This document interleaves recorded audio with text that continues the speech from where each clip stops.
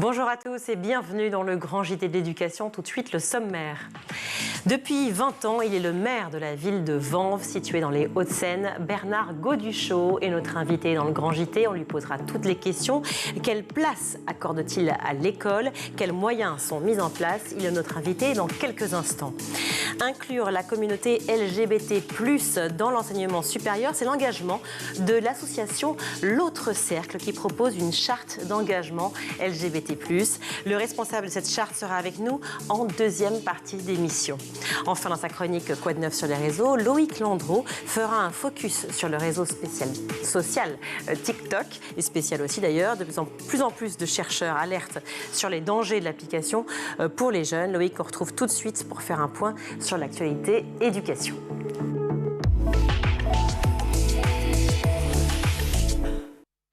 Bonjour Loïc. Bonsoir Virginie, bonsoir à tous. La pratique du rugby au collège et au lycée pourrait reprendre après un arrêt total depuis la fin 2022. Oui, c'est effectivement le cas depuis le 16 décembre dernier, suite à un grave accident qui s'est produit dans les Hautes-Pyrénées. Au cours d'un match UNSS inter-établissement, un adolescent de 17 ans est resté paraplégique suite à un violent plaquage. Il est d'ailleurs toujours hospitalisé à l'heure où nous parlons. La fédération de rugby et l'UNSS ont alors immédiatement annoncé l'arrêt total et jusqu'à nouvel ordre des rencontres dans le cadre scolaire. Une décision contestée par le syndicat national de l'éducation physique qui, selon lui, je cite, sème le doute sur les compétences professionnelles des enseignants d'EPS. Mais ce mardi, une commission mixte nationale s'est réunie à Paris. Elle a acté une reprise du rugby scolaire dans les prochaines semaines, sans date exacte pour le moment, mais déjà avec une série de recommandations, notamment sensibiliser autour des plaquages et développer des formations à destination des enseignants sur le sujet. Direction le Vaucluse maintenant, où certains enfants n'ont plus accès à des repas particuliers. Grégoire Souque, maire Rassemblement National de Morières-les-Avignon, a décidé de supprimer les repas de substitution à la cantine pour faire des économies. Seuls les enfants allergiques pourront continuer d'apporter leur propre nourriture sur présentation d'un certificat médical. Le maire s'est exprimé au micro de BFM TV et il assure qu'il n'avait que deux choix, augmenter les tarifs ou supprimer ces repas de substitution face à la hausse du coût des matières premières. L'opposition dénonce, je cite, une décision unilatérale qui cache une discrimination contre les musulmans, et le maire parle quant à lui d'une tempête dans un verre d'eau. Ces derniers jours, certains élus sont sous le feu de critiques. Oui, le maire du village d'Autou, c'est dans l'Eure, a décidé de fermer sa seule et unique classe multiniveau pour des raisons budgétaires, mais surtout sans prévenir personne. L'annonce a été faite en fin d'année dernière, sans concertation avec les parents d'élèves, et même certains conseillers municipaux ont affirmé ne jamais avoir été avertis de ce projet. Le maire précise que la classe ne compte que 16 élèves et représente une part importante du budget de la commune, notamment suite à la hausse des coûts de l'énergie. Et c'est maintenant à l'académie de valider définitivement la fermeture de l'école. Et on termine, Loïc, de façon un peu plus légère, oui, avec des jeunes qui volent la vaisselle des fast-food. Qu'est-ce que c'est cette histoire? Oui, alors ce sont des lycéens, puisqu'on sait qu'il leur arrive de déjeuner à l'extérieur de leur établissement, parfois dans des fast-foods. Et depuis le 1er janvier, peut-être le savez-vous, ces restaurants sont obligés de supprimer la vaisselle jetable de leur plateau. Donc concrètement, vos frites, par exemple, sont maintenant placées dans des boîtes en plastique lavables et réutilisables. Mais au lieu de les rendre à la fin du repas, eh bien, les jeunes les volent. Écoutez pourquoi à Lyon, au micro de nos confrères d'RMC. Du coup j'ai pris ça, un truc de frites, de petites frites, parce que je le trouve joli. Moi j'ai pris une grande frite et un petit verre. Quand je suis chez moi, je peux les réutiliser. Pour de la vaisselle, au moins ça fait genre joli, ça fait un style. Ah non, moi c'est juste que j'avais besoin d'un cendrier, du coup voilà. Voilà, c'est donc considéré comme un objet collector par beaucoup de collégiens et de lycéens qui en plus se filment sur les réseaux sociaux et font un peu des battles de qui aura chouré, entre guillemets, le plus d'éléments dans ces fast-foods. Donc voilà, c'est une petite tendance, un petit clin d'œil dont je voulais vous parler ce soir. Alors évidemment, ça nous fait sourire, mais enfin, en même temps, il faut quand même rappeler que ce n'est pas normal de voler, même si ça plaît. Oui, non, on ne vole rien dans les fast-foods, évidemment. Merci Loïc. Depuis 20 ans, il est le maire de la ville de Vanves, dans les Hauts-de-Seine. Nous sommes ravis de recevoir Bernard Gauduchot, tout de suite dans le Grand JT.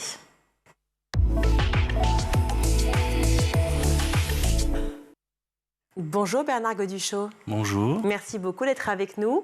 Vous êtes le maire de Vanves et ce depuis 2001, donc plus de 20 ans maintenant. Vous connaissez bien la politique. En ce début d'année, l'école souffre au même titre que la société dans son ensemble. L'inflation, le prix de l'électricité. On a vu de nombreux témoignages de parents inquiets. Je ne parle pas des parents à Vanves en particulier, je parle des parents dans toute la France, des parents inquiets pour leurs enfants parce qu'ils avaient froid en classe. Comment ça se passe à Vanves ? Sur le plan énergétique, j'avoue que la période de Noël étant passée, les enfants viennent de reprendre le chemin de l'école il y a quelques heures, j'allais dire quelques jours, et pour l'instant je n'ai pas de remontée négative. Alors les périodes de froid, c'était avant Noël surtout. Voilà. Et effectivement, on avait réduit assez légèrement les températures. Et finalement, tout le monde a très bien accepté les nouvelles consignes. Et j'ai eu la grande satisfaction de constater, il y a quelques jours, selon les sources de mes services techniques, que notre facture est déjà à la baisse. Donc ça veut dire que les messages ont été entendus et surtout ont été respectés dans l'ensemble de nos équipements scolaires en particulier. Par les chefs d'établissement. Voilà, par les chefs d'établissement, puis les utilisateurs en général. On fait attention, on éteint la lumière, on ferme les fenêtres, on ferme les portes. Enfin, donc les consignes sont suivies et c'est plutôt satisfaisant. Quand vous dites légèrement baisser la température dans les écoles, collèges et lycées, ça veut dire que les classes sont à combien ? Alors pour ce qui me concerne, ce sont les écoles maternelles et élémentaires. Donc on a baissé d'1 degré pour les maternelles et 2 degrés pour les élémentaires. Et donc voilà, on est passé de 22 en maternelle à 20 et de 21 à 19, je vois, pour les élémentaires. Un truc comme ça. Hier, nous parlions sur ce plateau de santé mentale des jeunes. Tout ce qui se passe dans l'actualité, les enfants le ressentent. Forcément, il y a un impact psychologique sur eux, avec des problématiques qui leur sont propres. Que vais-je devenir ? Alors, c'est une question que les enfants se sont toujours posées, mais encore plus aujourd'hui. Que vais-je faire plus tard ? À Vanves, il y a 5022 élèves, selon mes sources, selon les sources de Emma Guessel qui travaille ici sur ce plateau. Quel regard portez-vous sur la jeunesse aujourd'hui ? Alors vous êtes très bien renseigné, parce qu'effectivement nous avons un peu plus de 5000 jeunes, enfants et jeunes scolarisés sur la commune, puisque nous avons 2 lycées, 2 collèges et 10 écoles primaires, donc élémentaires et maternelles. Votre question est quand même délicate. Moi, je pense qu'on a quelquefois, et on entend peut-être des discours un peu négatifs ou défaitistes. Je pense que nos enfants, surtout, ont la particularité de l'optimisme de la jeunesse et de l'avenir. Pour les jeunes, j'ai pas le sentiment qu'ils soient obligatoirement dans un traumatisme ou dans une inquiétude très forte. Je les vois passer tous les jours devant la mairie.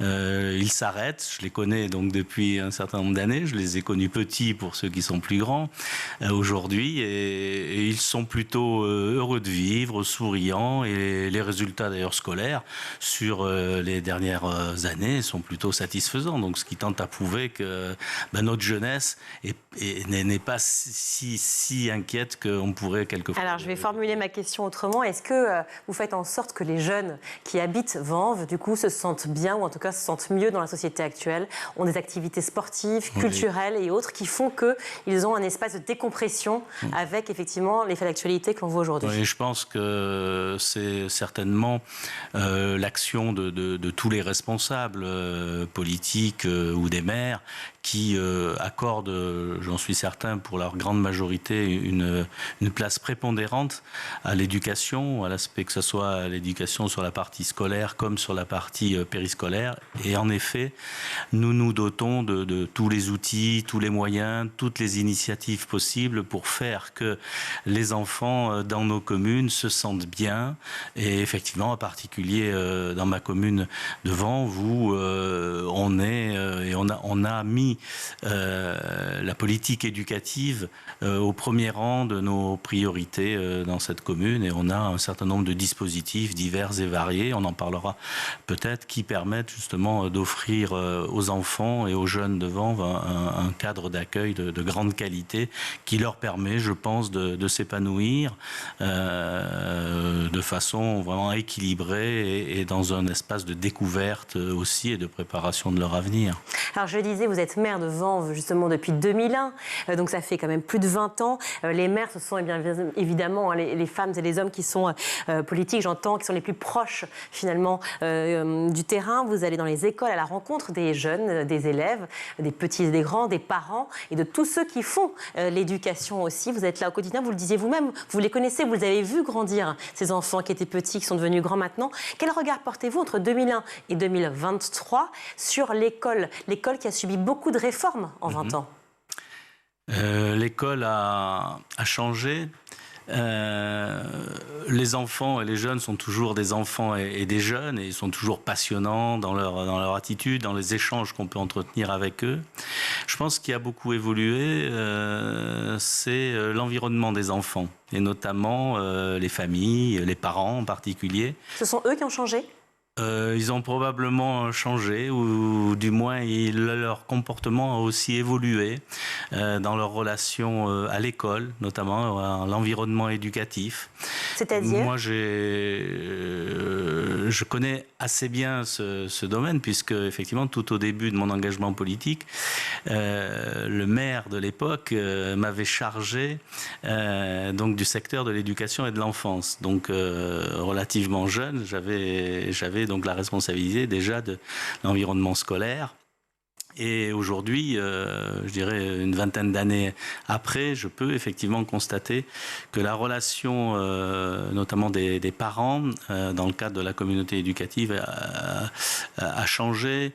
L'investissement n'est pas le même, les exigences ne sont plus les mêmes non plus. Quand vous dites pas les mêmes, pardon de vous couper, mais c'est pour bien comprendre. Oui. Ils sont plus engagés, les parents, ou moins engagés ? Moins engagés. Je pense qu'il y a un certain nombre de parents qui sont engagés, notamment dans les associations ou les fédérations de parents d'élèves, mais ils sont largement minoritaires. Ce sont des représentants, donc par définition, ils sont moins nombreux. Mais pour le reste, et quelquefois on constate même que ceux qui sont engagés dans les fédérations de parents d'élèves le sont parce qu'ils défendent un peu la cause ou les intérêts de leurs propres enfants. On ne sait pas quelquefois où est l'intérêt particulier et où est l'intérêt général, mais en tout état de cause, je pense pouvoir dire, sans trop me tromper, que la relation aujourd'hui, effectivement, des familles, des parents dans le cadre de la communauté éducative, de leur relation avec l'école a changé. Je les perçois plus aujourd'hui comme des consommateurs, comme des acteurs dans la vie scolaire. Un simple exemple pour me faire comprendre, vous avez une certaine époque où la fête, par exemple, de l'école, c'était quelque chose, un temps fort de l'année scolaire, et vraiment les familles s'engageaient à fond, tout le monde participait, faisait des gâteaux, amenait plein de choses, etc. Et il y a les dernières années avec le confinement qui a bouleversé un peu les choses, mais avant cette période-là, déjà, on a ressenti une prise de distance de l'engagement individuel des familles, des personnes dans la vie de l'école. Et j'ai entendu à plusieurs reprises des enseignants dire si les parents ne veulent pas s'en occuper, on ne fera pas de fête d'école. Voilà un exemple. On a aussi on voit des différences dans cette relation au niveau des exigences. C'est ce que je disais, par exemple, en matière de restauration scolaire. Il fut une époque où les familles se réjouissaient de savoir que à l'école, les enfants avaient une restauration de qualité. Bon, qui est une cantine, c'est une cantine, c'est pas non plus un 4 étoiles ou un restaurant. Non, mais on peut faire une restauration de qualité, effectivement, Voilà. collective, avec des produits frais, avec des produits locaux. Donc, sans aller jusqu'à la gastronomie. Mais aujourd'hui, le sujet de la restauration scolaire est souvent un sujet sujet de critiques assez fortes.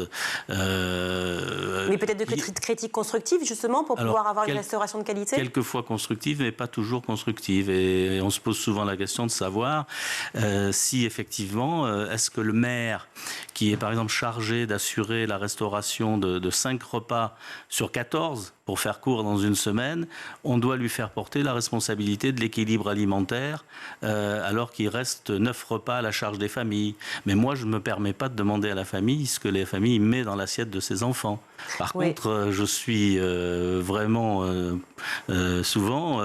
pointé du doigt. Voilà, pointé du doigt, où j'ai l'impression et j'ai la sensation qu'on doit faire face à des exigences quelquefois un peu trop fortes ou assez démesurées dans ce domaine. Alors, et puis certaines familles finalement profitent des repas de l'école pour donner un maximum, les fameux 5 fruits et légumes par jour, en tout cas un maximum d'ingrédients, ou en tout cas un bon repas à leurs enfants. Ça arrive encore. Oui, j'imagine, on pourrait très bien imaginer qu'on puisse demander aussi aux parents d'assurer eux-mêmes cet équilibre alimentaire. Voilà, la restauration scolaire, je le rappelle, ne fait pas partie des missions obligatoires de l'école et de la ville. Je pense que c'est un service sur lequel on ne peut pas revenir.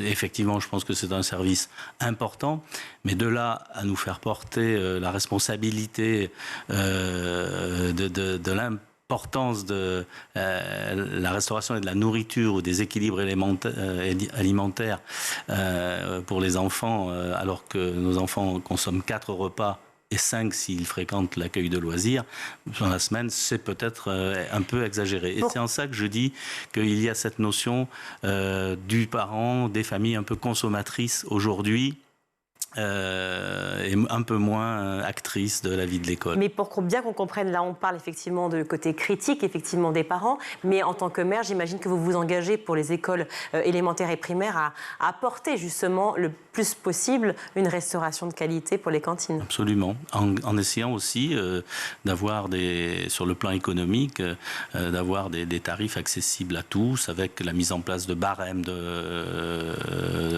tarifaires. En fonction de l'indice de position sociale. Voilà, des quotients familiaux. Des quotients familiaux. Et donc, voilà, pour faire court, nous, on a à peu près un prix de revient du temps de restauration qui est de l'ordre de 12 €, le coût de revient, et les familles vont payer de 0,50 € à peu près un repas jusqu'à 6 €. Donc, pour la famille qui va payer le maximum, elle ne paiera en fait que 50% du coût réel du repas. Donc vous voyez, ça reste quand même accessible. Et si on se dit aujourd'hui, avec 6 €, qu'est-ce qu'on peut mettre dans une assiette, voilà. Et je pense qu'effectivement, ça me paraît tout à fait raisonnable. Et donc il faut aussi que les familles reconnaissent l'effort de la collectivité dans ce sens-là. Vous parliez de l'engagement effectivement citoyen des parents. Il y a aussi l'engagement citoyen des jeunes. Et on l'a vu avec la présidentielle et aussi d'ailleurs avec les législatives. Les jeunes sont extrêmement concernés aujourd'hui par les grandes thématiques, notamment la première qui est l'écologie. La restauration d'ailleurs fait partie de leur envie, de leur besoin de changement.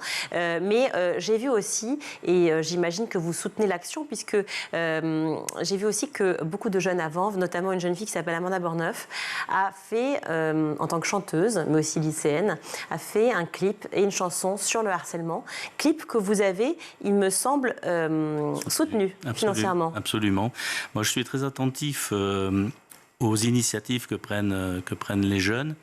Depuis très longtemps, moi-même, je suis engagé en faveur de la jeunesse, puisque depuis mon plus jeune âge, j'ai participé à des centres de vacances, centres de loisirs et centres de vacances, et j'étais animateur de centres de vacances, directeur de centres de vacances, et donc toujours très attaché à la prise en charge des jeunes et des enfants. Et depuis que j'exerce cette responsabilité politique, à chaque fois que des jeunes ou des enfants viennent vers nous, vers mon équipe municipale ou vers moi avec des projets, donc comme porteur de projets, il est vraiment exceptionnel exceptionnel que nous ne donnions pas suite aux demandes qui sont faites. Et je ne vois même pas, je n'aurais pas de souvenir d'un projet qui aurait été refusé et qui nous a été porté par des jeunes. C'est bon à savoir pour ceux qui nous écoutent voilà, et nous regardent. On est très attentifs à ça et je recommande, je conseille à tous les jeunes qui ont des projets de ne pas hésiter à venir nous voir et je peux leur garantir qu'ils seront soutenus et suivis dans leur projet. Vous disiez que le budget éducation était une priorité pour la ville. Hein. Ça représente à peu près 30% du budget sur le budget de la commune. D'investissement. On est plus dans les 15% sur le budget de fonctionnement. Donc la ville, on le disait, à sa charge les écoles élémentaires, maternelles plus primaires. Avant, vous mettez aussi l'accent sur l'accompagnement scolaire et notamment sur les devoirs. Dans toutes les écoles de la ville, un groupe de 16 élèves maximum bénéficie de cette aide aux devoirs. C'est cela, 3 fois par semaine? C'est le soutien scolaire, voilà, pris en charge par la ville. L'idée, c'est un peu l'idée qu'on va retrouver certainement un peu partout. C'est l'idée de se dire qu'en matière d'éducation, il faut donner sa chance à chaque enfant, d'être attentif parce qu'on peut l'être. On est dans un bassin de vie où on peut prêter attention aux enfants qui sont en difficulté. C'est quelque chose qui me semble gérable. C'est lié aussi à la sociologie de notre commune. Et donc, on n'hésite pas à faire des efforts justement pour aider ceux qui ont quelques difficultés. Et donc il y a effectivement le dispositif de soutien scolaire, un dispositif d'aide à la lecture, ce qu'on appelle le dispositif coup de pouce.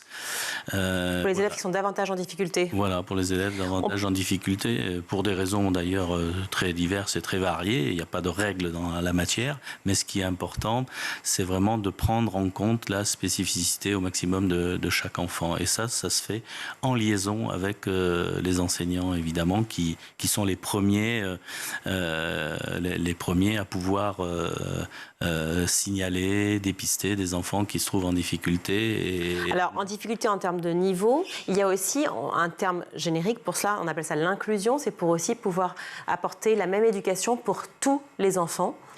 Vous mettez aussi l'accent en particulier sur cette inclusion? Alors l'inclusion, vous pensez peut-être aux enfants porteurs de handicap. Oui.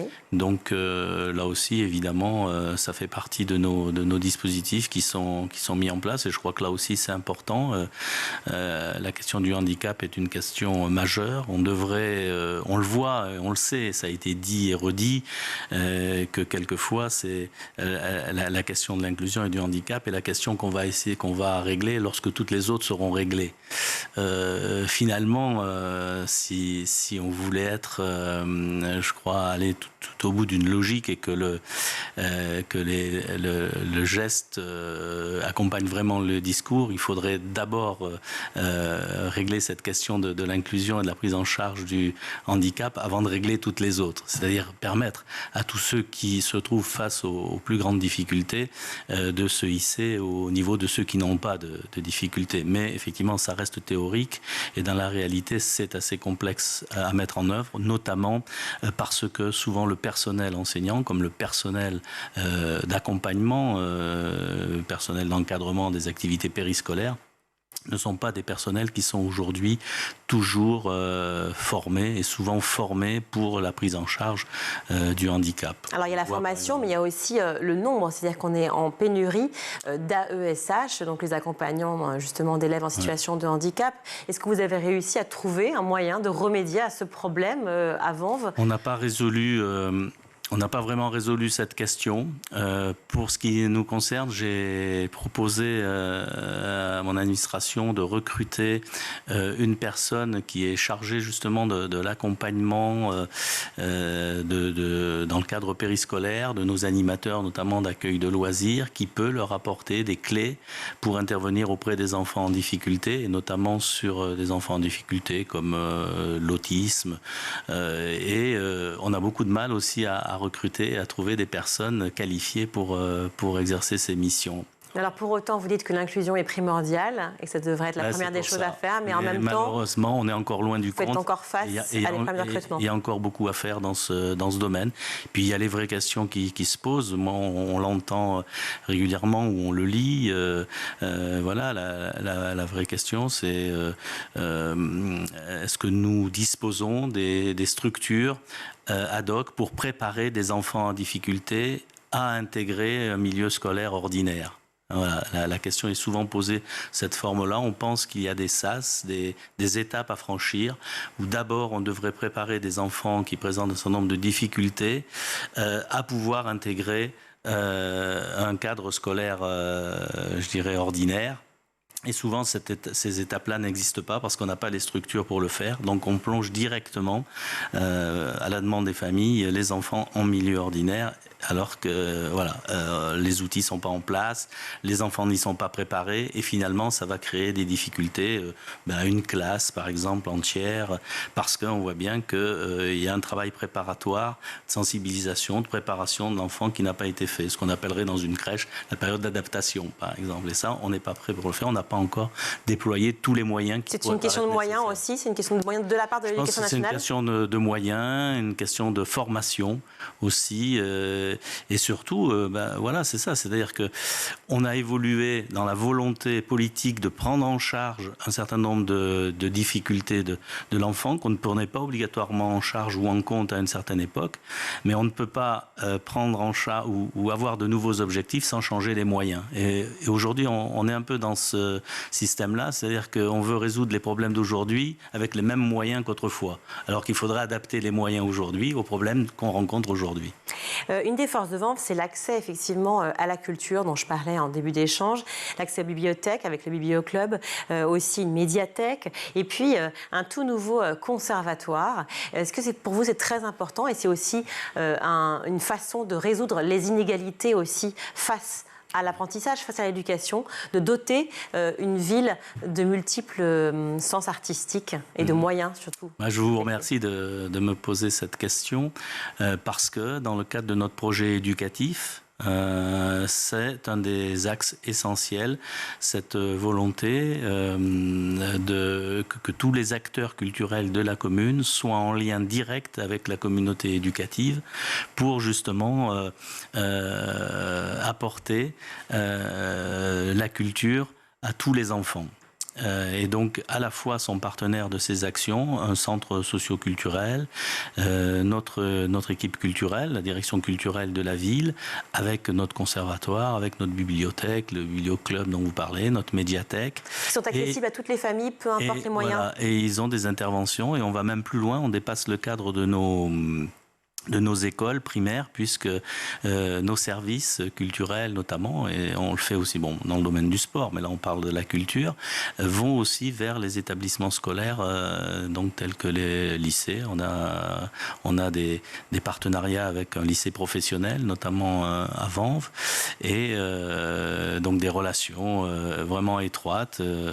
Donc effectivement, et c'est très apprécié, et la relation à la culture de la part des jeunes, je pense c'est aussi plus facile, et l'idée que l'on a au départ, c'est aussi de faire des jeunes aussi à la fois des spectateurs qui participent, la volonté de se cultiver, d'aller au théâtre, de lire, etc., mais aussi d'en faire peut-être aussi des artistes pour certains, ou de leur permettre de trouver en eux peut-être des affinités dans ces domaines qu'ils n'auraient peut-être pas parce qu'on ne leur aurait pas donné la possibilité d'y avoir accès. Merci beaucoup, monsieur le maire, d'avoir été avec nous sur le plateau du Grand JT. Bernard Gauduchot, donc maire de Vanves, et ce depuis 2001. Merci mille fois d'avoir été avec nous. Si vous ne savez pas où est Vanves, c'est dans les Hauts-de-Seine, juste à côté de Paris. Oui, ou le contraire, Paris étant juste à côté de Vanves. Vous avez totalement raison. Merci pour votre invitation. Bravo. Merci beaucoup d'avoir été avec nous. On marque une courte pause, on se retrouve.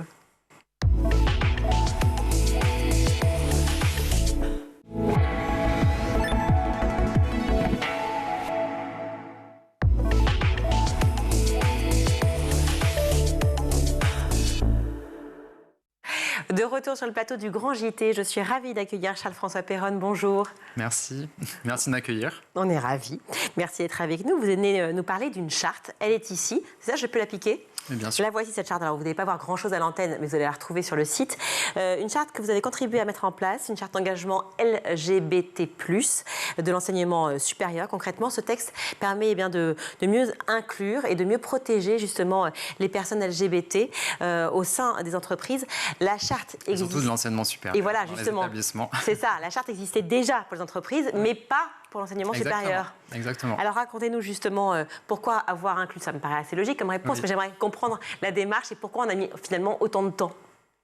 Alors c'est vrai que c'est une charte qui existe depuis 2012, qui a été lancée du coup pour le monde du travail à l'initiative d'Accenture et de l'autre cercle. Et donc c'est une charte du coup qui engage les employeurs publics et privés à créer un environnement de travail qui soit bienveillant et inclusif pour tous leurs employés LGBT+.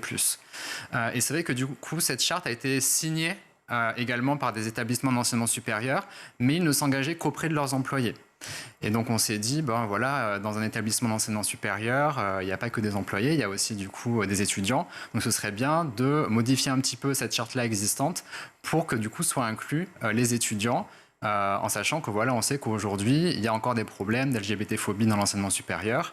Et donc cette charte-là, avant tout, je l'ai initiée pour justement les étudiants LGBT+, qui aujourd'hui ne se sentent pas bien dans leur basket et qui ont cette charge mentale permanente et cette peur qu'on apprenne qu'ils sont LGBT+, et du coup cette peur du coup d'être discriminés et de subir du coup des violences qui peuvent être psychologiques, verbales, voire physiques. On rappelle ce que ça veut dire, l'LGBT+, pour ceux qui nous regardent et qui ne savent pas. Lesbienne, gay, bi, trans. Et donc dans le plus, on a aussi tout ce qui est intersexe, asexualité, pansexuel, les aromantiques, etc. Alors quand on parle d'homophobie, souvent on imagine que ça pose problème à l'ancienne génération. Et ce n'est pas forcément vrai. En fait, ça peut être aussi le cas pour la nouvelle génération qui ne sent pas forcément, soit peut-être parce qu'elle ne connaît pas, et c'est souvent le cas. Quand on ne sait pas, on a peur. Oui. Et finalement, quand on sait, quand on apprend, tout d'un coup, les peurs disparaissent et le lien se fait. Il fallait aussi peut-être écrire cette charte aussi pour cette nouvelle génération ? Exactement. Donc là, on a écrit cette charte-là, enfin en tout cas on a modifié cette charte-là en partenariat avec le CAELIF et la FAGE. Donc le CAELIF qui est le collectif étudiant des associations LGBT+ d'Île-de-France et la FAGE qui est la fédération du coup des associations générales étudiantes et qui regroupe du coup, donc le CAELIF c'est à peu près 18 associations LGBT+ d'établissements d'enseignement supérieur comme Centrale Supélec, HEC, ESSEC, etc. Et la FAGE du coup regroupe 2000 associations étudiantes et il s'occupe plutôt du bien-être général du coup de l'étudiant.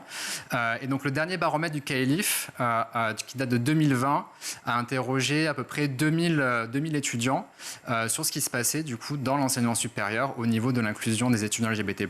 Et donc dans les chiffres qui sont assez marquants, on a un étudiant sur 3 qui a été témoin d'LGBT-phobie dans son établissement. Un étudiant LGBT+ sur 10 qui a été victime d'agressions homophobes. Et surtout, on a 85% des étudiants qui ne remontent pas les faits à l'administration. Et aussi 2 étudiants sur 3 qui n'ont pas connaissance du coup, d'une politique d'inclusion dans leur établissement. À côté de ça, il y a une enquête du coup, qui a été révélée par Mediapart en janvier 2020 sur les grandes écoles et tout ce qui est sexisme, racisme et homophobie dans les grandes écoles, avec des témoignages d'étudiants qui ont été victimes de tous ces types d'agressions-là. Et qui a révélé vraiment des événements mais que je considère comme atroces et ignobles, de méchanceté, de dégradation de la femme, qui est considérée comme un objet sexuel, d'étudiants LGBT+, qui ont été outés dans leur établissement, dans des espèces de gazettes qui est distribuée. Outés, ça veut dire dont on a dit en fait qu'ils étaient Exactement. Donc par exemple, une étudiante lesbienne qui s'est retrouvée du coup sur le site un peu officieux qui était lu par tous les étudiants, vu par tous les étudiants de l'école et qui a été outée du coup sur ce site. D'autres exemples, par exemple un étudiant LGBT gay du coup dont la chambre a été saccagée sur le campus en raison de son orientation sexuelle, avec des photos déchirées de lui et de son petit copain, du lubrifiant mis de partout sur ses murs. Enfin voilà, c'est ce type d'agression là. Même un étudiant hétéro qui s'est amusé à aller sur une application de dating gay pour voir du coup qui étaient les étudiants gays autour et les outer pareil. Enfin, c'est des choses très violentes. Est-ce qu'ils ont été punis, ces gens-là? Parce qu'on a l'impression que dans les établissements, les LGBT ne sont pas protégés en réalité, et qu'il n'y a pas non plus de sanctions pour ceux qui les agressent. Toutes les violences, en fait, parce que c'est LGBT, les femmes, les hommes, peu importe. Bien sûr. Alors déjà, il faut que les étudiants se sentent en confiance de pouvoir, du coup, remonter ces faits-là, et on voit que 85% d'entre eux ne le font pas. C'est beaucoup, hein. Parce qu'ils pensent que voilà, ça va les desservir. Et dans les enquêtes du coup qui ont été faites par du coup Mediapart, on voit aussi qu'il y a une certaine forme de latence du coup des établissements qui savent pas forcément par quel bout prendre les choses, des fois qui n'ont pas peut-être envie d'avoir une mauvaise pub de l'école, etc. et qui par exemple des fois mettent un peu les choses sous le tapis et n'agissent pas. Donc c'est pour ça que cette charte est très importante parce que les établissements vont vraiment s'engager. Donc il y a 4 engagements du Alors coup. justement, on y vient, oui. Exactement. Quels sont ces engagements qu'ils prennent quand ils signent cette charte? Donc le premier, c'est de créer un environnement d'études et de travail. Donc c'est parce que c'est à la fois pour leurs employés, donc personnel administratif et enseignants, et à la fois pour les étudiants, de créer du coup un environnement de travail et d'études qui soit bienveillant et inclusif. Donc là, c'est comment est-ce qu'on sensibilise la direction de l'établissement, comment on sensibilise du coup le personnel administratif, les étudiants, la direction du coup de l'école ou de l'université. Deuxième engagement, c'est de veiller à une égalité de droits et de traitement, peu importe l'orientation sexuelle ou l'identité de genre de la personne. Donc là, on arrive plus sur un volet RH. Par exemple, aujourd'hui, on sait qu'il y a des collaborateurs dans le monde du travail qui ne vont pas activer leurs droits RH. Par exemple, mettre un conjoint de même sexe sur sa mutuelle, parce qu'ils ont peur que du coup ça se sache du coup dans tout l'établissement. Voilà. Donc c'est des choses qu'on essaie de dire aux établissements, voilà, soyez attentifs, faites attention à la confidentialité du coup des données qui sont traitées par exemple par les RH. Ça va être aussi, par exemple, accorder un droit de congé parental pour un enfant issu, par exemple, né d'une GPA qui n'est pas forcément reconnue par l'État. Et pourquoi, pardon, quand je vous écoute, pourquoi, et cette question se pose souvent, mais je vous la pose, pourquoi l'orientation sexuelle anime autant de fantasmes chez les gens de manière générale? Pourquoi cela, tout d'un coup, devient soit un problème, soit une différence inacceptable ou inavouée, ou une situation qui met en péril quelque chose? Alors moi j'ai mon propre avis là-dessus. Je pense que dans la société, et ça remonte à très longtemps, il y a aussi la religion aussi qui est impliquée là-dedans, qui dit clairement du coup que c'est un péché. Donc quand on éduque du coup tout un ensemble de populations en disant voilà c'est un péché, on doit être c'est un homme et une femme, c'est pas 2 hommes ou 2 femmes. Ça crispe ensuite derrière quand on voit du coup dans la réalité du coup ces types d'amour qui peuvent exister.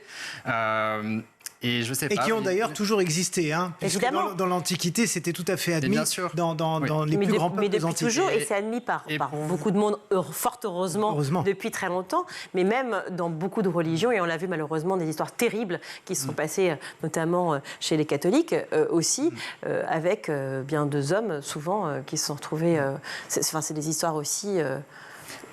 compliquées, la religion, j'entends, mais c'est pas forcément un argument.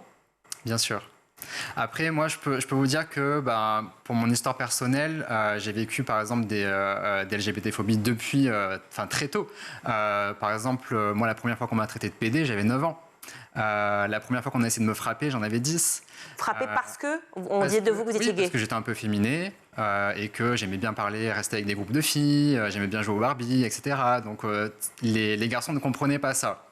Et même moi, quand j'étais petit, je comprenais pas. Enfin, je n'avais pas encore bien conscience que j'étais gay. Et pour moi, c'était quelque chose, que je connaissais pas. Et donc très vite, j'ai appris la haine que pouvait engendrer du coup la différence. Et très tôt, j'ai appris du coup à me faire discret, à ne pas être moi-même, à faire attention à ce que je dis. Et donc ça a perduré. Au collège aussi, j'ai été menacé. Au lycée, alors ça s'est un peu plus calmé au lycée, mais j'avais quand même toujours des sous-entendus, des petites moqueries. Et pour autant, on en parle davantage aujourd'hui, et c'est bien justement, vous êtes là, on en a parlé très souvent sur ce plateau. On veut faire en sorte que la société soit beaucoup plus inclusive de manière générale, justement, accepte toutes les différences. Et pour autant, on voit de plus en plus d'actes d'homophobie. Et c'est pour important d'ailleurs que cette charte existe. Oui. Et donc là, nous, donc moi, quand je suis arrivé dans l'enseignement supérieur, donc du coup, j'avais cette coquille-là, et je pense que j'ai pas profité pleinement de mes études parce que, voilà, je faisais attention à ce que je disais. Et en fait, l'enseignement supérieur, c'est quand même un lieu, alors où on apprend, mais c'est aussi un lieu où on socialise, où on crée des liens d'amitié avec des personnes. Et c'est important de pouvoir être soi-même, de pouvoir dire, voilà, moi, j'ai un petit copain, j'ai une petite copine, peu importe si c'est le même sexe ou pas, de pouvoir raconter ses week-ends, de pouvoir s'inclure du coup dans une vie d'études, d'étudiants. Et moi, c'est que j'étais un peu plus en retrait, j'hésitais à aller aux soirées parce que j'avais peur, voilà, qu'on apprenne que j'étais gay, etc. Et j'ai pas pleinement profité du coup de ces études-là. Donc là, nous on fait cette charte-là pour que les établissements justement créent cet environnement de travail et d'études qui soit bienveillant et inclusif, pour former les étudiants à être les collaborateurs et les leaders bienveillants et inclusifs de demain. Ça, c'est très important. Et aussi, ils s'engagent en signant cette charte-là à avoir une tolérance zéro envers les cas de discrimination et d'agression qui pourraient avoir lieu du coup au sein de leur établissement. Alors la charte, c'est très bien. Je me mets quand même à la place du chef d'établissement qui a 55, 60 ans. Ça le dépasse complètement. Il va prendre la charte, il va la lire, il va dire oui, pas de problème, on va le faire. Néanmoins, peut-être que dans le quotidien, ça va passer au bout de 3-4 mois. Quels outils vous mettez en place pour vous assurer que cette charte est réellement respectée derrière les bonnes intentions? Alors déjà, avant de pouvoir signer, il y a tout un process du coup de signature où il y a 4 réunions de travail qui sont réalisées. Donc c'est moi qui les anime avec du coup les équipes des établissements d'enseignement supérieur. Donc ça va être des RH, autres du coup personnes des ressources humaines, ça va être le directeur ou la directrice de l'inclusion et de la diversité de l'établissement. Il y a des étudiants aussi qui sont invités à ces réunions-là et je les accompagne à créer des plans d'action. Donc là, typiquement, il y a une réunion qui est dédiée aux étudiants. Et par exemple, je vais reprendre le cycle de vie de l'étudiant. Par exemple, depuis si c'est une école de commerce qui a des concours, depuis la candidature à l'école, les oraux, etc., en passant du coup par l'arrivée dans l'établissement jusqu'au départ. Et je vais reprendre certains moments et je vais dire par exemple, voilà, imaginons, voilà, je suis étudiant LGBT+, je m'intéresse à votre établissement. Moi, le premier réflexe que je vais avoir, c'est d'aller sur votre site web. Est-ce que vous avez une page diversité inclusion? Donc là, soit l'établissement me dit oui, soit me dit non. Et s'ils me disent non, je leur dis voilà, ce serait bien que vous ayez ça parce que ça va être hyper rassurant pour un étudiant de voir qu'il y a des choses qui sont faites sur l'inclusion LGBT+. Autre cas, je vais leur dire voilà, malheureusement, voilà, je suis étudiant LGBT+, j'ai subi ma première agression LGBT-phobe dans votre établissement. Comment est-ce que vous le traitez? Est-ce que vous avez une procédure claire? Est-ce qu'il y a des sanctions qui sont établies? Est-ce qu'il y a un numéro de téléphone, une adresse mail ou un référent auquel du coup je peux m'adresser? Et donc sur tout ce parcours-là, je vais donner des idées de bonnes actions et des bonnes pratiques qui va leur permettre de faire leur plan d'action. Je suis désolée, voilà. Je vais devoir vous couper parce qu'on ne peut pas rester, mais j'ai bien compris effectivement tout le parcours que vous avez mis en place. Et au bout de 3 ans, on revient. Au bout de 3 ans, on refait le point et on se donne le droit du coup de lever le titre de signataire si on voit que rien n'a été fait par l'établissement. On a compris pour cette charte donc, qui existe maintenant d'engagement LGBT+. Merci beaucoup Charles-François Perronne d'avoir été avec nous. Je rappelle que vous êtes bénévole au sein de l'association L'Autre Cercle qui aide à inclure les personnes LGBT+, au sein des entreprises. Donc maintenant, grâce à cette charte aussi au sein de l'enseignement supérieur. Merci beaucoup. Merci à vous. Tout de suite, c'est l'heure de la chronique Quadneur sur les réseaux. C'est avec vous, cher ami. Cher Loïc. Oui. Vous vous êtes lancé dans une nouvelle aventure. Oui. Celle de TikTok. Oui, je vois que vous suivez effectivement mes petites nouveautés. Mais écoutez, je ne perce pas sur Instagram malgré tous les contenus que j'essaye de faire tous les jours. J'ai 1000 abonnés, ça ne monte pas. C'est beaucoup 1000 déjà. Non, c'est rien du tout 1000, je n'existe pas. Non. Et alors sur TikTok, ce qui est drôle, c'est que je ne perce pas non plus. Voilà. Comment ça? C'est-à-dire que les gens s'en foutent que je sois sur Insta ou sur TikTok. Alors je comprends pas. Peut-être que je suis trop vieux, peut-être que... j'avoue que les réseaux sociaux aujourd'hui, alors il faut danser avec une petite phrase philosophique, et alors là on fait 1 million de vues, il faut se mettre, bon bien sûr plus on est dénudé plus ça marche, c'est ça le problème peut-être. Mettez-vous nu, Et c'est Loïc. peut-être ça. Sur une émission comme la nôtre, le grand JT d'éducation. Voilà, c'est parfait, ça conviendra. Alors, donc, qu'est-ce qui se passe? Trop vieux?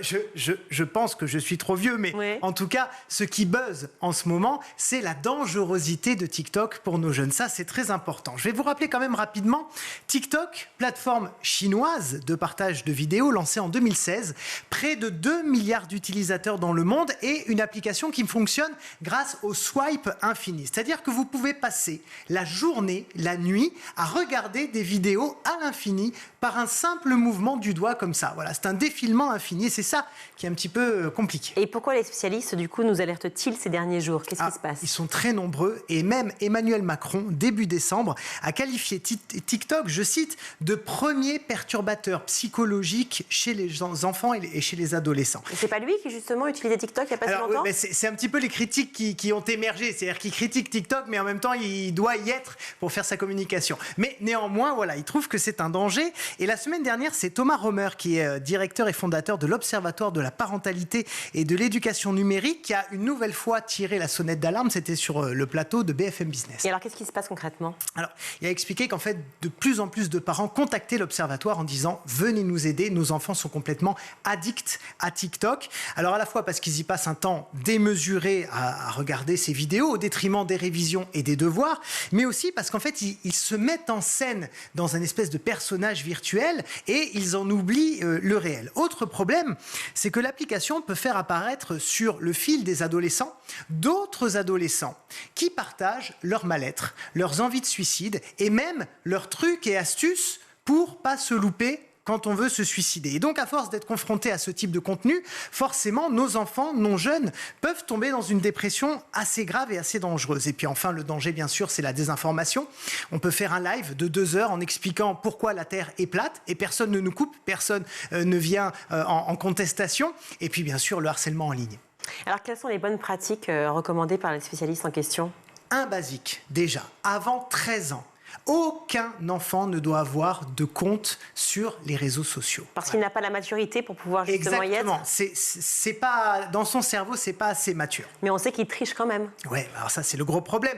Donc, il faut d'abord les sensibiliser, en parler, bien sûr. Et surtout, il faut que les parents puissent contrôler que l'application n'a pas été téléchargée. Et la solution est simple, c'est d'activer le contrôle parental sur le téléphone de votre enfant. D'être absolument sûr qu'il n'y ait pas ce type d'application qui arrive. Alors ça, c'est quand on a moins de 13 ans. Si on a plus de 13 ans, qu'est-ce qui se passe? Alors déjà, il faut savoir quand même qu'entre 13 et 15 ans, les utilisateurs de TikTok disposent d'un compte privé par défaut. C'est-à-dire qu'ils n'ont pas le choix que de sélectionner les personnes qui peuvent voir leur contenu. Ils ne peuvent pas non plus envoyer ni recevoir des messages directs d'inconnus. Et donc, à partir de 16 ans, on peut aussi activer le mode privé de son enfant pour éviter les mauvaises rencontres et le harcèlement potentiel. Et on peut même associer du coup son compte de parent à celui du compte de l'enfant. Oui, c'est ça, c'est une option en fait proposée par TikTok, un compte famille qui permet aux parents de voir ce qui se passe sur le profil de leur enfant et donc de contrôler un petit peu les paramètres où qu'ils soient. Alors l'idée, c'est pas de les fliquer, bien sûr, on n'est pas là pour ça, mais c'est de s'assurer qu'il n'y ait pas de mise en relation suspecte avec des profils qui peuvent être tendancieux et aussi de commentaires haineux. Donc de protéger ses enfants. Et puis il faut avoir des parents qui ne sont pas eux-mêmes complètement addicts à TikTok. C'est un peu aussi un sujet. Ouais, c'est ça. Et il faut s'assurer donc du temps qu'ils y passent, les fameux enfants. Je ne parle pas des parents pour le coup. Tout à fait. Les enfants. Mais les deux marchent aussi. Oui, en fait, c'est un autre paramètre que propose TikTok sur le temps d'écran. On choisit la durée pendant laquelle on autorise son enfant à rester devant l'application et quand il dépasse cette durée, eh bien, il doit taper un mot de passe pour continuer. Donc forcément, il doit aller voir ses parents qui, eux, sont détenteurs du fameux mot de passe. Donc, en gros, soyons vigilants, dialoguons et surtout, voilà, faisons attention à tous ces contenus que voient nos enfants et que produisent nos enfants. Ce que j'aime beaucoup, en fait, c'est qu'on alerte sur les dangers de TikTok, mais nous-mêmes sommes femmes de TikTok. Donc, en fait, nous sommes parents et pour autant, on se dit non, non, attention, c'est mal. C'est ça. Très bien. Il faudra qu'on réfléchisse un peu sur notre cas. Allez, maintenant, on retrouve Malika Ménard dans Souvenirs des colis. Cette semaine, son invitée est Jessica Wara. Et le rapport aux hommes Ça dépendait des fois. Alors, quand j'étais petite, on avait les stéréotypes. T'es une fille. Un truc de mec. Voilà, ah bon, tu joues au foot, mais t'as pas les cheveux courts. Ah bon, tu joues au foot, mais pourtant t'es féminine, t'es pas en jogging, t'es pas en basket. Il y avait vraiment tous les stéréotypes possibles. Et puis après, en fait, ça s'est un petit peu démocratisé. Je pense que notre génération, on a voulu aussi montrer qu'on pouvait être un garçon manqué ou pas un garçon manqué, féminine ou pas féminine, qui on veut être et pouvoir jouer au foot et qu'il n'y avait pas de stéréotypes. Et avec la médiatisation, j'ai eu la chance d'une génération dans le foot où on a bénéficié quand même un petit peu de la médiatisation. Donc toi, t'en as pas souffert? Pas du tout. Mais parce que je pense qu'autour de moi, ça a été beaucoup de bien. Dans une nouvelle ère, en fait. Ouais, je pense. Mais je pense que les pionnières, celles avant moi, en ont beaucoup plus souffert que moi. Et l'égalité salariale, c'est pour quand? Alors, homme-femme. Alors moi, je surprends souvent dans ma réponse, mais en fait, à l'heure actuelle, on ne peut pas demander l'égalité salariale comme un médecin, comme n'importe quel métier en France, parce qu'en fait, le football a sa propre économie, entre guillemets, je suis désolée, hein, mais on est un petit peu un produit merchandising, nous, les footballeurs ou footballeuses, dans le sens où si Neymar et Mbappé gagnent autant, c'est parce qu'ils vendent autant de maillots, autant de tickets dans les stades, que les sponsors, ils s'arrachent pour venir les droits télé, etc. Et nous, à l'heure actuelle, il n'y a pas beaucoup de monde dans les stades. Tu penses que si vous suscitiez le même engouement, vous aurez le droit de prétendre au même salaire, c'est ça? Je pense que oui. Mais à l'heure actuelle, en fait... Là, tu estimes que vous n'avez pas le droit? Bah non, parce que en fait, s'ils sont payés autant, c'est qu'ils rapportent beaucoup d'argent au club. Et nous, à l'heure actuelle, les 3/4 des clubs investissent dans une section féminine à perte. Alors imagine si on avait les salaires de Mbappé ou de Neymar. Bah, je pense que l'économie du football féminin... Et les autres footballeuses, elles pensent pareil? Il y en a beaucoup qui pensent comme moi, oui. Nous, en fait, on demande juste à entre guillemets, avoir des conditions dignes d'un monde professionnel. Oui, pouvoir, en fait, voilà, pouvoir ne vivre que du football à ce moment-là. J'ai eu la chance, moi, d'être dans des clubs où c'était le cas au Paris Saint-Germain, à Lyon, mais il y a beaucoup de clubs encore au plus haut niveau français en D1 féminine où les joueuses ne gagnent que 500 € par mois et ça, c'est pas possible. Et les clubs, ils vous aident pas? Au moins trouver Alors les clubs vont aider, ils aident beaucoup quand même à essayer de trouver un job. Mais bon, il faut savoir que le foot, ça prend quand même beaucoup de temps. Moi, je l'ai vécu quand je jouais, quand j'avais mon 35 heures et que je jouais. Les week-ends, c'était au foot. Je prenais mes congés pour aller en équipe de France. En fait, au final, on n'avait pas de vie. Même mon mari, je l'ai connu à l'époque où j'étais pas professionnelle. On se voyait le mardi soir et encore. Et voilà quoi. Donc tu l'as... Ah oui, ok. Mais de toute façon, tu nous as dit que tu étais mariée en 2014. Ouais. Ta première sélection en équipe de France? Ma première sélection en équipe, alors j'en ai eu une très tôt, et puis après, plus rien pendant un très long moment, je parle en A, en senior. Et après, vraiment à partir de 2012, après les JO de Londres, vraiment là, j'ai commencé à être appelée régulièrement. C'est exceptionnel. C'était déjà exceptionnel en équipe de France jeune quand j'avais 15 ans, mais alors avec le maillot vraiment des A, c'est encore magique. La Marseillaise, c'est un moment fort. C'est le ski le plus fort. Ouais, et puis j'ai eu la chance de le vivre à Angers. J'ai fait un match à Angers, chez moi, dans le stade où j'allais avec mon papa. Où t'es allée finalement en 98 aussi. Exactement. C'était en 98, c'était à la Beaujoire à Nantes. Mais ouais, parce que c'était pas un stade pour la Coupe du Monde. Non, ils n'ont pas accueilli. Mais à Angers, ouais, j'allais voir les matchs du SCO d'Angers avec mon papa, etc. Et puis là, de moi être sur le stade avec le maillot de l'équipe de France, magique. Une journée type de Jessica, ça ressemble à quoi? Ça ressemble à quoi? Ça ressemble à beaucoup d'informations sur le football, forcément, pour pouvoir en parler dans les médias. Tu te lèves et tu consultes? Non, d'abord, il y a les enfants à s'occuper. Je me lève. Quand même. Donc, il y a les enfants à s'occuper, à préparer. Je les amène à la crèche, forcément. Et puis après, un petit peu de sport, au moins 3 fois par semaine. Toi, tu continues de temps? Ouais, j'aime bien, ouais. Tu fais quoi? Je vais à la salle, beaucoup de vélo, de cours, de la machine de marche, etc. Et puis après, beaucoup de renseignements. Il y a beaucoup de travail à la maison, préparation de match, les équipes, etc. Et puis s'il y a des émissions le soir, d'abord je vais chercher les enfants à la crèche. J'ai la chance de pouvoir aller les amener, aller les chercher, généralement les 3/4 du temps. Et c'est que le soir tes émissions? Les émissions, c'est que le soir essentiellement, donc ça me permet, sauf quand on est en déplacement sur les commentaires de match, où là des fois je pars la veille ou le matin tôt pour pouvoir commenter les matchs. C'est déjà la fin de ce numéro, on se retrouve demain, toujours en compagnie de Jessica Ouara-Domo pour la suite de Souvenirs d'écoliers. Merci Malika et à demain. Tout de suite, c'est le meilleur de School TV avec le Zap. Au cœur de votre mobilisation, vous l'avez dit, il y a cette question des inégalités sociales. C'est la fonction première, lutter contre les inégalités. C'est un mentorat social. Effectivement, la société française est encore trop inégalitaire. Force est de constater qu'un élève sur 2 en collège d'éducation prioritaire est en retard en maths et en français en 6e. 7% seulement des enfants d'ouvriers vont faire un bac+5.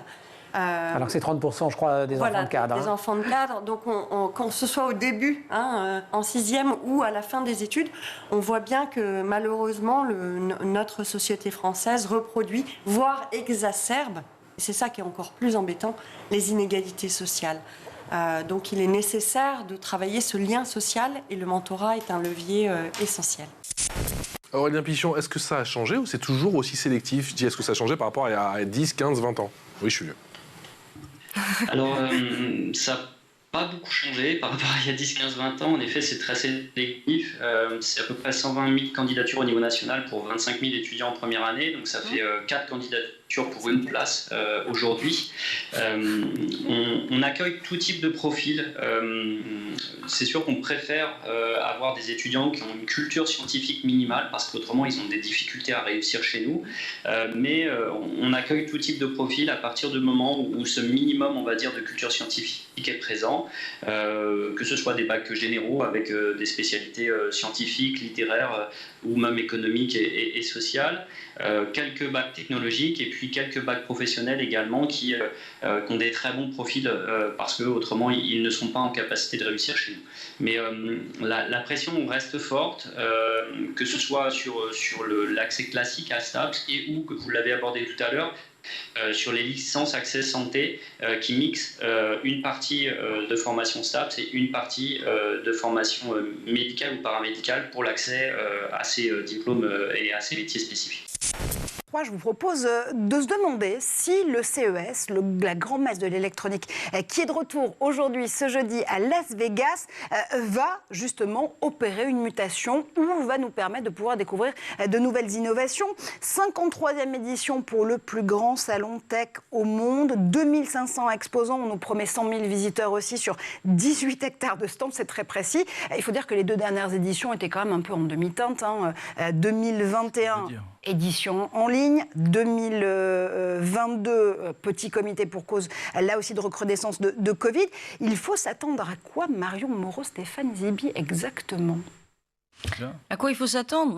Oui, je pense que les 2 éditions, comme tu le disais, étaient resserrées. Donc là, il va y avoir du monde. Les gens ont besoin de se retrouver, de discuter, de faire du business. Parce que le CES, c'est une place de business très importante aux États-Unis. Je pense qu'effectivement, au niveau de l'affluence et de la fréquentation, on va avoir beaucoup de monde. On a beaucoup de confrères et de consoeurs qui sont d'ailleurs partis là-bas. Après, sur les catégories de produits, c'est vrai que le CES est diversifié. On va en parler un petit peu après. Mais on était historiquement sur l'électronique grand public. Et là, on va voir évidemment les dernières voitures peut-être autonomes. On va voir des catégories de devices en tout genre et ça va être, je pense, intéressant, au moins sur les tendances. Elle est là. Donc moins lourd déjà dans la galette de Sandra. La galette de Sandra, on peut enlever la crème pâtissière. Elle n'est pas indispensable, elle donne un certain moelleux. On laisse la crème d'amande tout simplement. Sauf que comme c'est un tout petit peu plus sec, à la manière d'un pitivier, on va compenser avec la technique de Sandra. Voilà, la grande technique. Attention, accrochez-vous. On rajoute de la compote de pommes, rien de... oui, ça va remettre du moelleux. Ça va remettre du moelleux. Mais attendez, si j'aime pas la pomme. Ah bah si vous aimez pas la pomme, on est mal. Si vous n'aimez pas la pomme, on est mal. Mais non, je sais. Mais oui, il y a une solution puisqu'il y a Sandra. Donc je vous propose une garniture plus légère, toujours en restant dans le goût de l'amande, parce que sinon on va pas faire un gros chaud de pomme, c'est pas le but. Vous allez garnir vos 2 pâtes feuilletées simplement avec un mélange de poudre d'amande, soit 175 grammes pour ceux qui veulent noter, 80 grammes de sucre, 20 centilitres de crème fraîche épaisse légère et 2 œufs. Et là, vous verrez, ça fait une petite garniture légère, le plaisir de la galette sans être trop complètement avachi sur sa chaise. Et bien sûr, vous faites ça en famille avec vos enfants. Sinon, c'est pas rigolo. Le but, c'est rigolo. Vous pouvez même mettre 4, 5, 6 fèves si c'est le plaisir que tout le monde en ait une. Et je peux avoir une petite... pour vous donner. Non, moi, je voudrais savoir quand même un truc, c'est qu'on va goûter. Ah oui, alors je l'ai ramené. Alors, comment je fais pour être sûr d'avoir la fève ? C'est le seul truc qui m'intéresse en vrai. Alors, certains pâtissiers mettent un marquage sous la galette pour savoir où se trouve la fève. Sauf que moi, je suis pas pâtissier. Donc, j'ai pas mis de marquage puisque ça, c'est fait maison. Il n'y a pas de marquage, donc elle est peut-être dans votre part, là. Chers enfants, trichez si vous le souhaitez ou pas. Mais maintenant, alors, faites gaffe, parce que, attention aux dents. Et donc, là-dedans, il y a la vraie fève, le légume sec. Celle-ci est faite avec de la compote de pommes et la crème d'amande pour garder l'amande. Et je vois que Emmanuel triche. Non, j'ai fini, j'ai mangé. Comme tous les enfants. Marie, le maître mot, c'est la polyvalence. Oui, il faut être très polyvalent, même au niveau des activités physiques en tant que telles. On passe de la natation à l'athlétisme, à la danse, aux arts du cirque, les arts du cirque aussi. On en a beaucoup parlé, nous, ici. On a fait des émissions là-dessus. Il ne faut pas arriver avec juste un sport en tête, en fait. Oui, c'est ça. Faut réussir, après, il ne faut pas être excellent dans tous les sports, mais minimum. Il faut faire attention aussi aux blessures. Il y a aussi des personnes qui s'arrêtent de STAPS à cause de ça. Bon, on peut, avec une blessure, continuer, mais il faut faire attention à soi, parce que notre corps est très important en STAPS, du coup. D'accord. Il y a beaucoup d'anciens sportifs qui ont tenté le haut niveau, ou de sportifs même de haut niveau? On a, en tout cas, à Orsay, donc Paris-Saclay, on a la possibilité d'avoir un statut sportif de haut niveau, qui permet d'avoir des horaires adaptés et aménagés comme salariés aussi. On a la possibilité d'être salarié. Donc, il y en a quelques-uns. Ces grands showtech, ces grandes conférences, elles ont encore une utilité aujourd'hui, Stéphane. D'abord, qu'est-ce qu'on y cherche? Qu'est-ce qu'on y trouve? Est-ce que c'est un peu, le grand fourre-tout de l'innovation et de l'électronique? Ah, ça, c'est sûr que celui-là, alors là, c'est sûr qu'il vient quasiment en tête de tout, parce qu'en gros, on ne peut qu'y trouver. C'est même que quand tu donnais les chiffres, c'est presque au kilo, quoi. Ouais. Et donc c'est quand même un petit peu particulier, parce que je pense que quand même, quand on est une conférence, on sélectionne un peu. Là, je sais pas s'il y a une sélection. Il y en a une apparemment, mais je veux pas être méchant. Mais en fait, cette édition, pour moi, c'est presque l'édition de pas de la dernière chance, mais si c'est un échec, je ne sais pas si les prochaines auront un intérêt, etc. Ça passe où ça casse, en gros? J'ai l'impression, parce que quand même, quand on veut se renouveler, il s'est passé des choses ces 2 dernières années, il y a eu cette épidémie, mais quand il y a ça, en tout cas, il y a plein de gens qui se sont remis en cause. Je ne sais pas s'il y a eu cette remise en cause. Quand l'organisateur Shapiro dit le CES est devenu le plus grand salon de l'automobile au monde. Il n'a pas forcément tort, pour le coup. En participant, oui, d'accord. Mais est-ce que les gens viennent voir ça? Peut-être les gens qui viennent voir le salon de l'auto, parce qu'ils veulent voir de l'auto. Mais c'est sûr que ça fait partie de l'électronique grand public. Donc en gros, aujourd'hui, maintenant, c'est quelque chose qui est important. Mais si donc le CES se transforme en méga salon de l'auto, très bien, ça se positionne comme ça, et peut-être ça aura une certaine légitimité. Voilà pour le ZAP, c'est la fin de ce grand JT. Merci à vous tous de nous avoir suivis. Pour revoir l'émission ou d'autres également, canal 247 sur les Freebox ou schooltv.com. Merci Loïc d'avoir été avec nous. Beaucoup. Je vous retrouve quand, cher Loïc? Alors lundi, et je vous ferai une chronique sur l'histoire de la photo de classe. Ah, génial. Il y a plein de choses à raconter, c'est passionnant. On aura des photos de vos classes? Je vais essayer d'en trouver, j'avais prévu, mais vous me spoilez, vous me divulgachez ma chronique, mais oui, il y en aura. Divulgacher, j'adore ce terme québécois. Merci à toute l'équipe aujourd'hui. Théo Boscar à la réalisation, Thibaut Goury-Lafont au son, Emma Guessel et Agathe Delannoy à la rédaction, et Laure Audemont au maquillage. Merci à tous. Bonne soirée, ciao.